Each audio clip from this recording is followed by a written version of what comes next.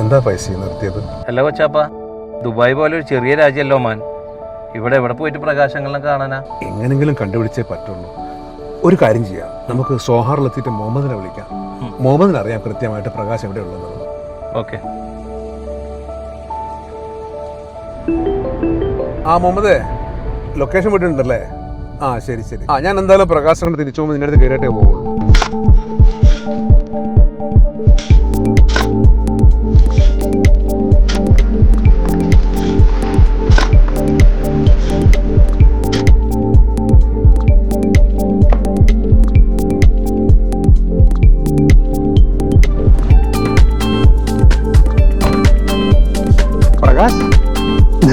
മനസ്സിലായില്ലടാ, ഞാനാ കബീർ. പണ്ട് നിന്റെ കൂടെ 10ാം ക്ലാസ്സിൽ പഠിച്ചിരുന്ന കബീർ.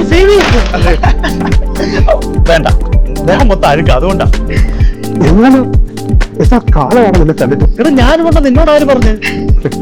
പണ്ട് 7ാം ക്ലാസ്സിൽ പഠിച്ചിരുന്ന ഒരു മുഹമ്മദ് ഇല്ലേ, അവനെ പറഞ്ഞത് നീ ഇവിടെ ഉണ്ട്. എടാ ഇവിടെ ഇപ്പൊ ഇരിക്കാനൊന്നുമില്ല. അതൊന്നും സാരമില്ല, ഞാൻ ഇവിടെ നിന്നോളാം. എന്നിട്ട് ആടാ, എത്ര നാളായിരുന്നു ഞാൻ നിന്നെ കണ്ടിട്ട്. വാ ഇവിടെ ഇരിക്കുന്നേ, ഒരുപാട് കാലം നിങ്ങളൊക്കെ ഇരുന്നു. നീ എവിടെ നിന്ന് വന്ന ഞാടി? ഞാൻ ദുബായിൽ നിന്നെ കാണാനായിട്ട് വന്നതാ. ദുബായിന്ന് എന്നെ തപ്പി പിടിച്ച് ഇവിടെ വരെ? എനിക്ക് നിന്നോടൊരു കാര്യം പറയാം. എന്ത് പറ്റി? ഞാൻ നമ്മുടെ പരിശുദ്ധ ഹജ്ജ് നിർവഹിക്കാൻ പോവാ.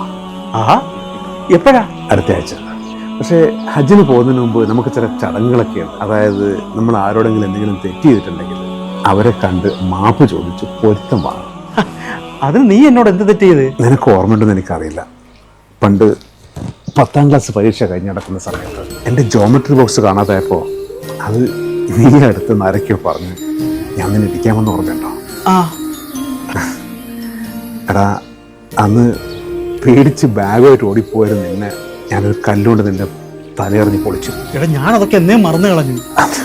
ചോരയിൽ കുളിക്കുന്ന തലയും മനി ഓടിപ്പോകുന്ന കാഴ്ച ഇപ്പോഴും മറക്കാൻ പറ്റത്തില്ലടാ. നീ എനിക്ക് മാപ്പ് തരണം.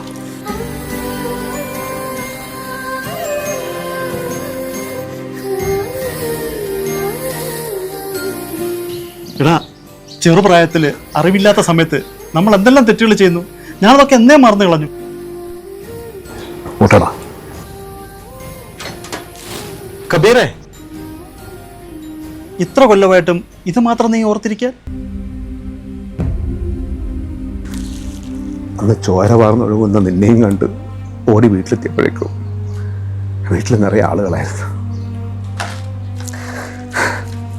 ചോര വാർന്നൊലിച്ച് മുഖത്ത് പോലും നോക്കാൻ പറ്റാത്ത രീതിയിൽ 2 മയ്യത്തുകൾ. ഇതിന് ഉമ്മയും ബാപ്പയായിരുന്നു.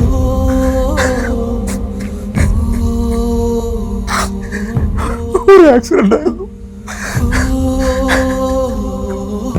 എങ്ങനെ മറക്കൂടാ ഞാൻ? പ്രകാശ്, ലീവിന് വരുമ്പോൾ വീട്ടിൽ വാ. ഞാൻ ഉറങ്ങട്ടെ. ശരിടാ.